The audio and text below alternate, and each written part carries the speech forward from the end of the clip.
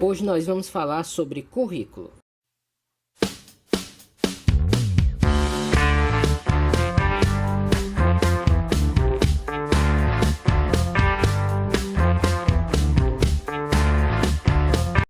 No senso comum, quando a gente fala de currículo, é muito comum as pessoas pensarem logo no conjunto de matérias, de conteúdos a serem ensinados.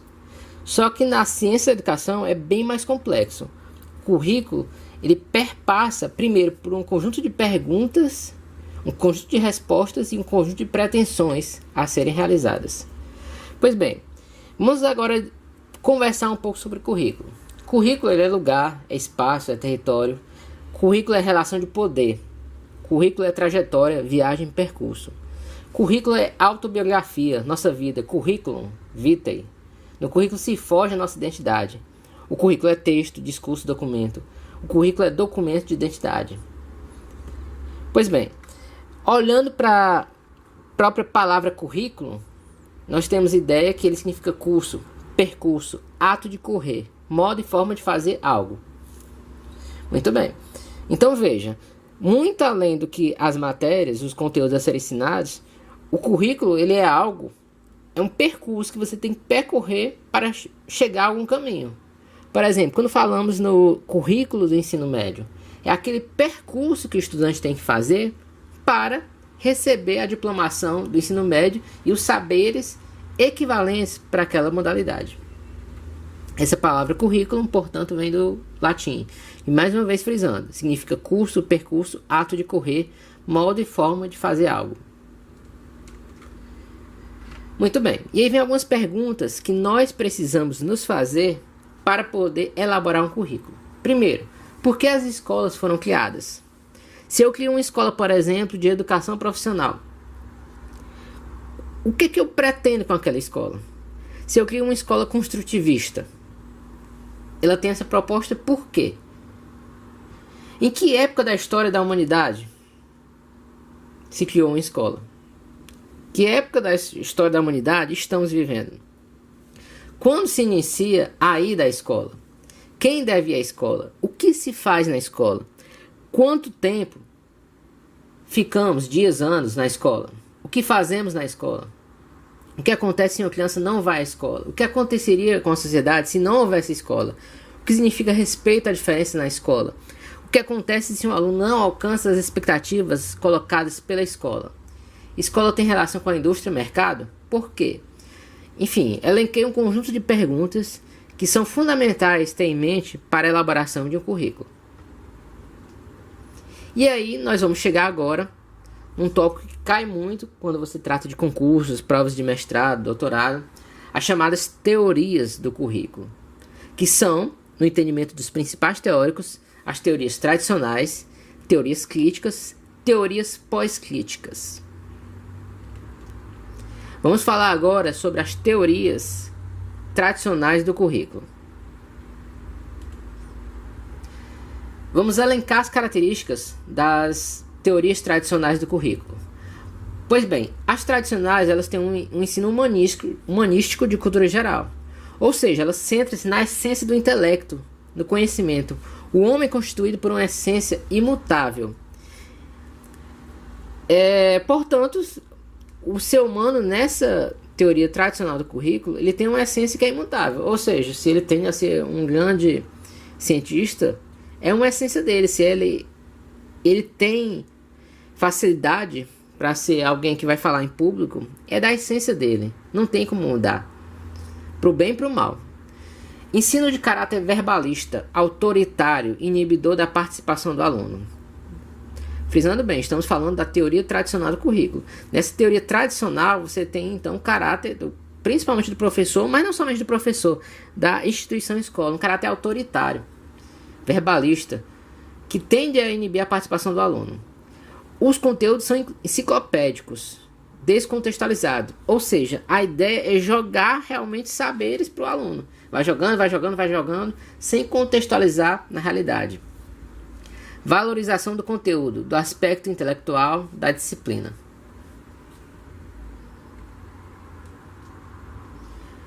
Outro aspecto. A educação, na teoria tradicional do currículo, ela é centrada no professor, que deve dominar os conteúdos. A educação, portanto, que ainda é, ao longo da nossa história, a forma mais praticada, centrada no professor. Porque o professor é que tinha o conteúdo e a obrigação dele passar para os alunos. Mas então, vinha do professor o pontapé inicial na teoria tradicional do currículo. E aí, nesse sentido, frisamos bem que nessa teoria, ensinar é repassar conhecimentos. A aprendizagem é a modificação de desempenho. Ou seja, o que seria aprendizagem na teoria tradicional de currículo? Se o meu desempenho está ruim, por exemplo, eu tiro nota 4 em matemática, e numa outra prova eu passo a tirar 8, e na seguinte tiro 10, significa que houve aprendizagem. A aprendizagem, segundo essa teoria, é quando eu tenho uma modificação de desempenho.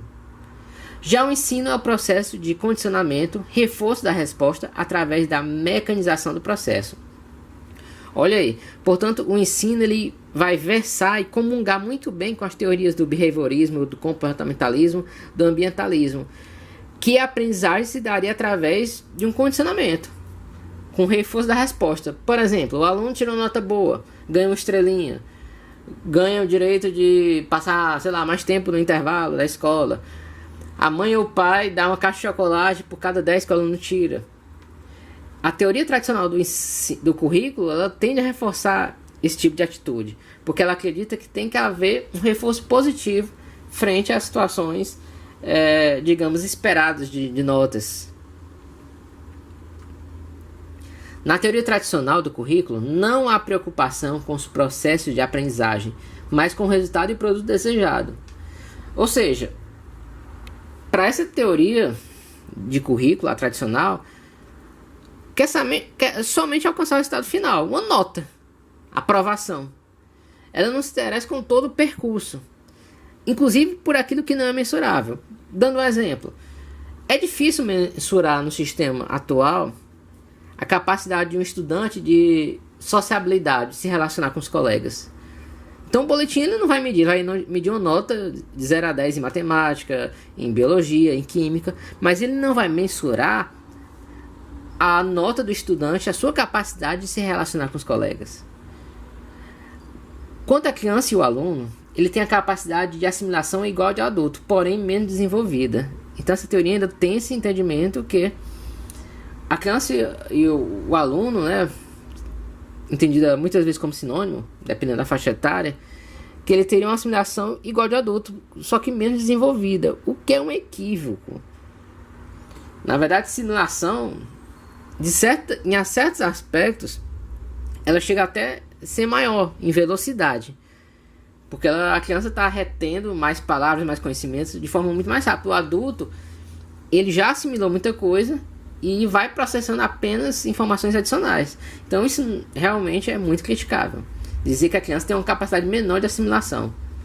Aprendizagem receptiva, mecânica, sem considerar as aprendizagens, os conhecimentos prévios. Sabemos que não é bem assim.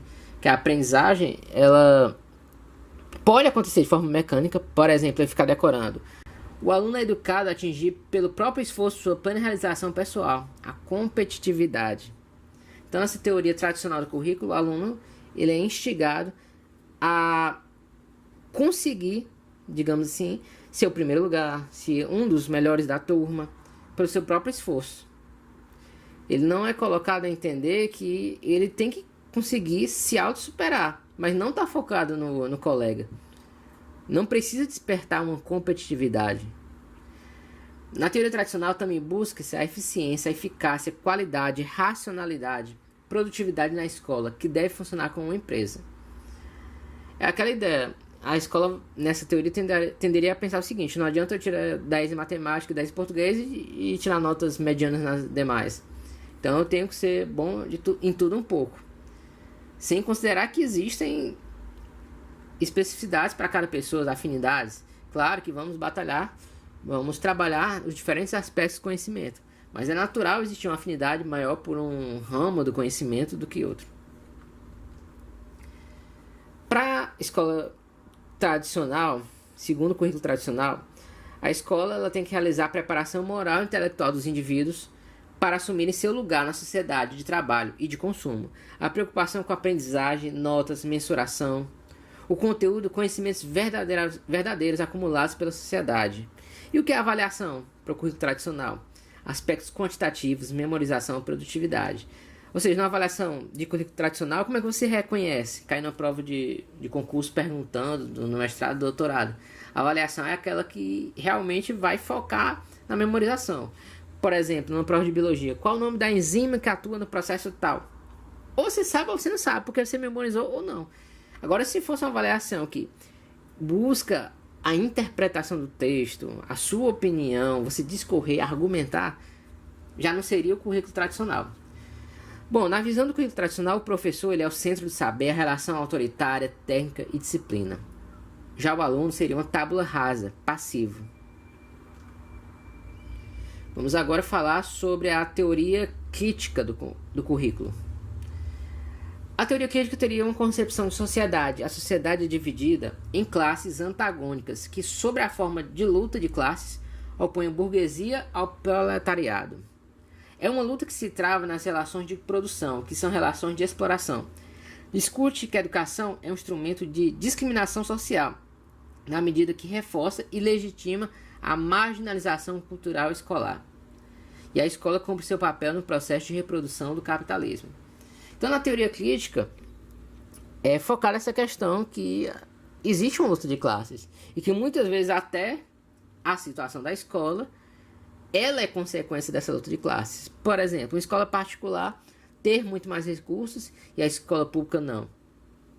Isso, na teoria crítica do currículo, seria vista essa relação de luta de classe entre burguesia e proletariado. Vamos para alguns conceitos de violência simbólica. Os grupos, isso lembrando todos os conceitos da teoria crítica do currículo. Os grupos e classes dominantes controlam significados culturalmente legítimos e socialmente mais valorizados. Seria o chamado capital cultural. E existem, segundo essa teoria, aparelhos repressivos do Estado, como a polícia, os tribunais, as prisões, e aparelhos ideológicos do Estado, como a igreja, a escola e a mídia. Então existe uma visão crítica, inclusive da escola, que ela seria um aparelho ideológico, de jogar uma certa mentalidade, usando inclusive a escola para dominar ideologicamente a população. Segundo a teoria crítica, você vê o seguinte,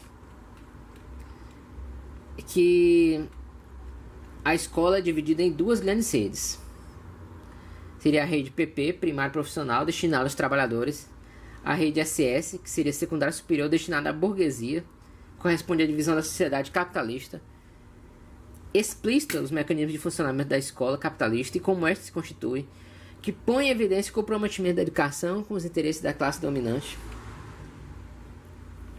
Vejamos características dessa corrente. Crítica aos processos de convencimento, adaptação e repressão da hegemonia dominante. Contraposição ao empiricismo e ao pragmatismo da teoria tradicionais. Crítica à razão iluminista e à racionalidade técnica. Crítica à escola como reprodutora da hegemonia dominante e das desigualdades sociais.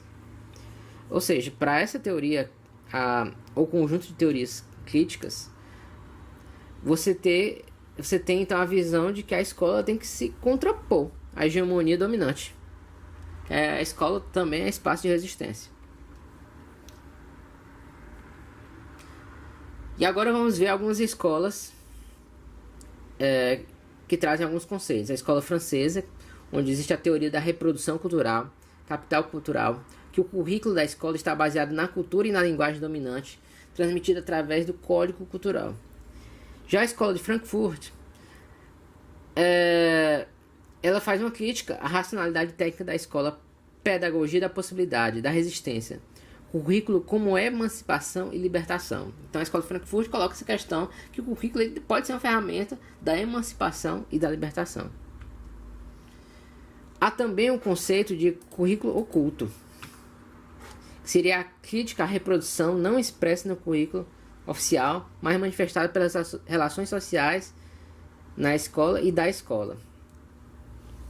Ou seja, na escola o aluno não poder questionar uma nota que veio errada, por exemplo. Isso é um currículo oculto. Significa o aluno aceitar as situações que estão postas. Currículo como conjunto das atividades nucleares da escola, recuperação da especificidade da função social da escola e do papel do conteúdo historicamente sistematizado e construído pelo conjunto da humanidade. A escola, segundo essa teoria, espaço socializador dos conhecimentos e saberes universais, local de articulação entre o ato político e o ato pedagógico. Conteúdos culturais universais que são incorporados pela humanidade frente à realidade social. Avaliação, meio de obter informações sobre o desenvolvimento da prática pedagógica para a reformulação e intervenção dessa prática e dos processos de aprendizagem.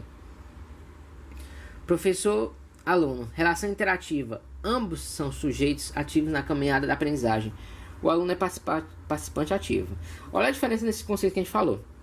Quando você tinha visões bem mais distantes de tudo na teoria passada, tradicional, já a teoria crítica ela traz uma relação mais dialógica na escola, no conteúdo, na avaliação e na relação professor-aluno. Vamos agora falar, por fim, das teorias pós-críticas do currículo. Lembrar, começamos com as tradicionais, existem as teorias críticas e agora vamos falar sobre as teorias pós-críticas do currículo. Contexto das teorias pós-críticas. Movimento intelectual que proclama que estamos vivendo uma nova época histórica, a pós-modernidade. Não representa uma teoria coerente e unificada, mas um conjunto variado de perspectivas, abrangendo a diversidade de campos políticos, estéticos e epistemológicos.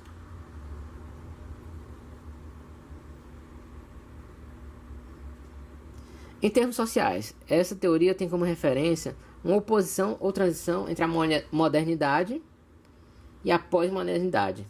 E no caso, sabendo, né, deixando claro que a pós-modernidade seria iniciada em algum ponto da metade do século XX. Ou seja, em 1950 e pouco, 60. Ah, Daniel, por que não firmou uma data exata? Porque em história não é bem assim, não é uma data específica, não é necessariamente que vai passar de uma era para outra, por exemplo, de um tempo da história ou de outro.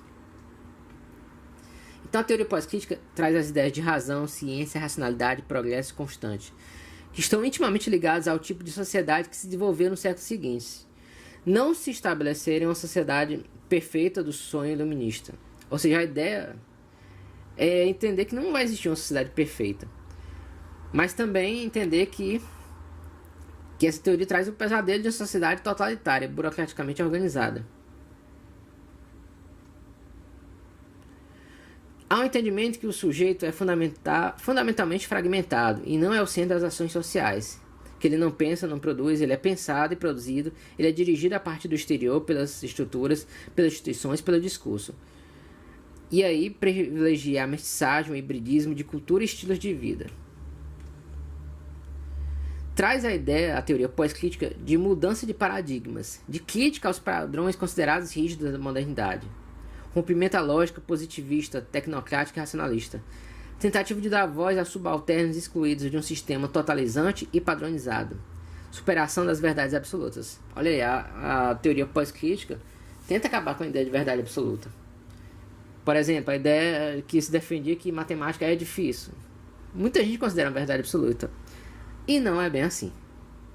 Que existem metodologias que podem facilitar e que não necessariamente a matemática vai ser a mais difícil das disciplinas.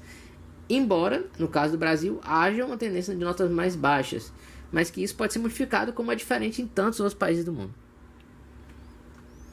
O currículo existente é linear, sequencial, estático, segundo essa teoria, né? Sua epistemologia é realista e objetivista, é disciplinar e fragmentado, rigidamente separado entre o conhecimento científico e o conhecimento cotidiano. Segue fielmente as grandes narrativas das ciências, tomadas como verdades. As teorias pós-críticas desconfiam profundamente dos impulsos emancipadores e libertadores da teoria crítica, que se fundamenta na vontade de domínio e controle da epistemologia moderna.